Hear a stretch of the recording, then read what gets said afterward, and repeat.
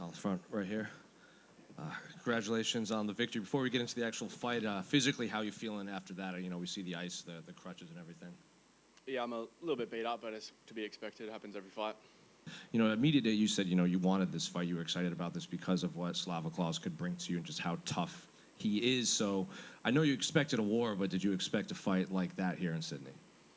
I expected myself to grapple a little bit more, but when I was in there, I just felt very comfortable on the feet.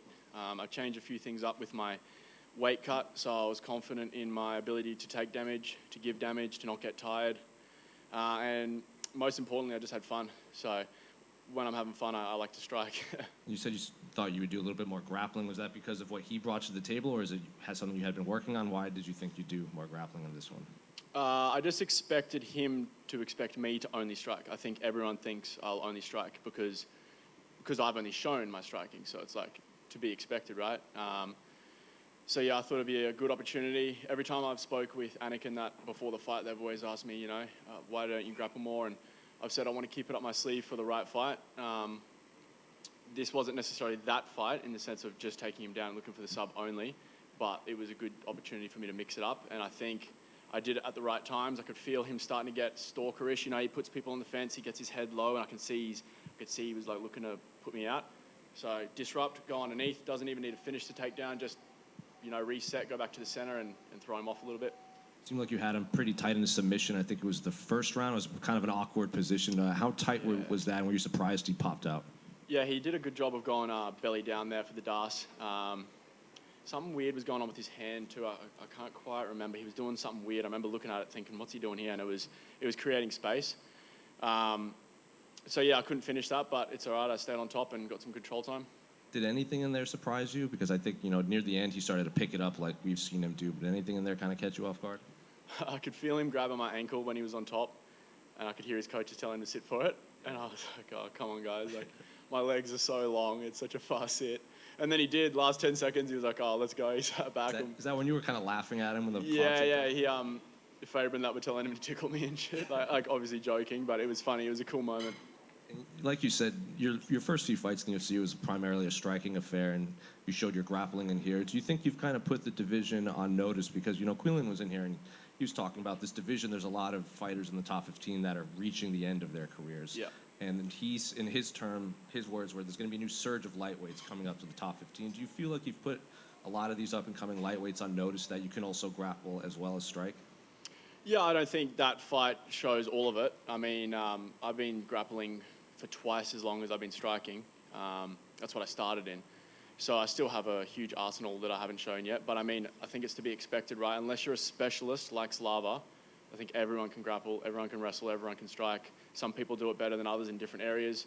I think for me, it's more my size and my ability to throw strikes with my body type. I think that's unique for this division because obviously I'm so tall and long.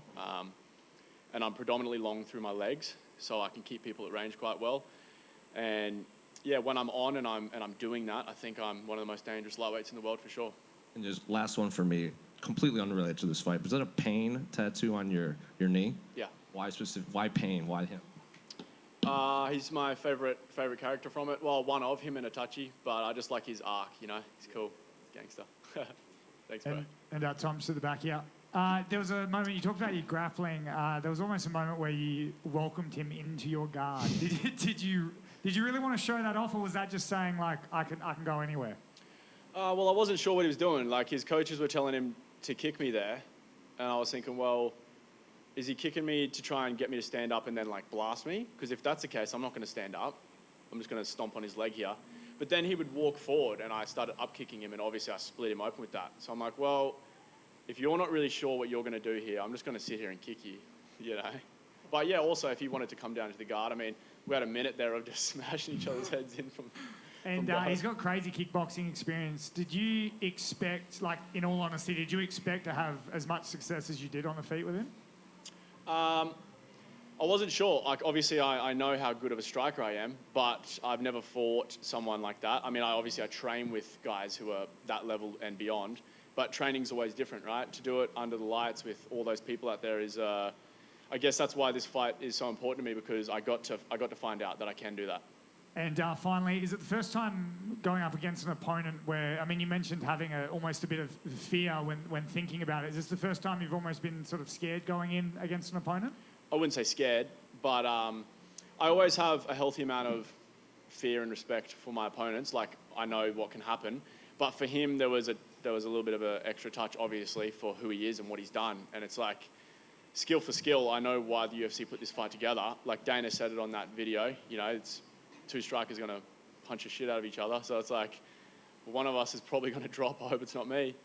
So I changed some things up in my approach to my weight cut, and yeah, it wasn't me. What were the things that you've changed up? So for my entire professional career, I've made weight without any sort of sweat or dehydration. Like, it's all just been through diet. But that actually ends up taken away from me, like, physically. Like, it's just not good for your testosterone levels, and like, being that low body fat percentage, not good. So this time I did my first sweat out since being a featherweight at 19 years old. And everything just went back to where it's meant to, you know. I don't feel bloated. Like, I usually go out there and I'm like, my vision's a little funny, I'm a little bloated. I'm like, oh man, this sucks. But tonight I felt awesome, today. Awesome. Congrats, mate. Thank you, bro. Tom, just over here to your right. Talking about that heightened kind of level of respect you had because of your opponent's previous, history with striking.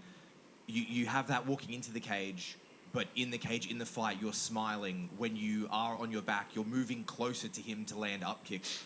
It didn't seem like there was any fear in there from you. When does that feeling shift and you realize, like, oh, we can have some fun in here? I think I achieved that at the back. My coach has a really good way of talking to me. He can tell when I'm a bit too tense, and he'll let me know. He says the right words to me, like, relax, have fun out there.